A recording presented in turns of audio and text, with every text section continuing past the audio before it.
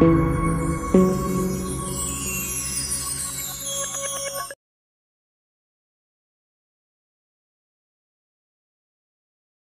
بزرگوں کا قصہ۔ ایک عورت کسی کام سے گھر سے باہر نکلی تو گھر کے باہر تین اجنبی بزرگوں کو بیٹھے دیکھا۔ عورت کہنے لگی، میں آپ لوگوں کو جانتی نہیں، لیکن لگتا ہے کہ آپ لوگ بھوکے ہیں، چلیں اندر چلیں، میں آپ لوگوں کو کھانا دیتی ہوں۔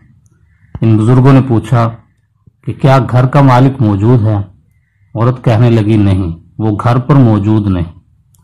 انہوں نے جواب دیا، پھر تو ہم اندر نہیں جائیں گے۔ رات کو جب خاوند گھر آیا تو عورت نے اسے سارے معاملے کی خبر دی۔ وہ کہنے لگا، انہیں اندر لے کر آؤ۔ عورت ان کے پاس آئی اور اندر چلنے کو کہا۔ انہوں نے جواب دیا، ہم تینوں ایک ساتھ اندر نہیں جا سکتے۔ عورت نے پوچھا، وہ کیوں؟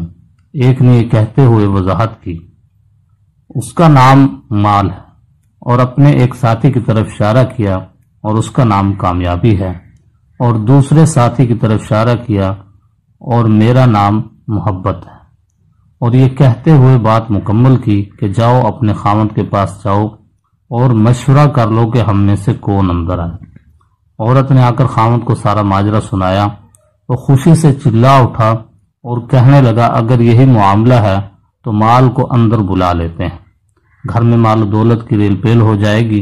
عورت نے خاوند سے اختلاف کرتے ہوئے کہا، کیوں نہ کامیابی کو دعوت دیں۔ میاں بیوی کی یہ باتیں ان کی بہو گھر کے ایک کونے میں بیٹھی سن رہی تھی۔ اس نے جلدی سے اپنی رائے دی، کیوں نہ ہم محبت کو بلا لیں اور ہمارا گھرانہ پیار و محبت سے بھر جائے۔ خاوند کہنے لگا، بہو کی نصیحت مان لیتے ہیں، جاؤ اور محبت کو اندر لے آؤ۔ عورت باہر آئی اور بولی، آپ میں سے محبت کون ہے؟ وہ ہمیں مہمان نوازی کا شرف بخشے۔ گھر والوں کو مطلوبہ شخص اٹھا اور اندر جانے لگا تو اس کے دونوں ساتھی بھی کھڑے ہو گئے اور اس کے پیچھے چلنے لگے۔ عورت حیران و پریشان ان کا منہ دیکھنے لگی۔ عورت نے مال اور کامیابی سے کہا، میں نے تو صرف محبت کو دعوت دی تھی، آپ دونوں کیوں ساتھ جا رہے ہیں؟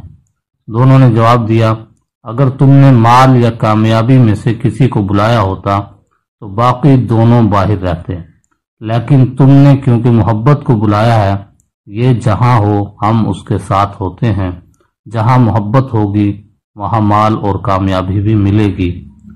خلاصہ کلام، اپنے دل میں اور اپنے عزیزوں اور ساتھیوں کے دلوں میں محبت پیدا کیجیے، آپ ایک کامیاب شخصیت کے مالک بن جائیں گے۔ یاد رکھیے، اگر آپ محبت کے ساتھ دوسروں سے پیش آئیں تو آپ کی مثال اس چراغ کی سی ہے جس کے گرد لوگ اندھیرے میں اکٹھے ہو جاتے ہیں۔ اگر یہ قصہ آپ کو پسند آیا ہو تو میرے چینل کو لائک کر دیجئے، سبسکرائب کر دیجئے، اور کمنٹس سیکشن میں اپنی رائے کا ضرور اظہار کیجیے۔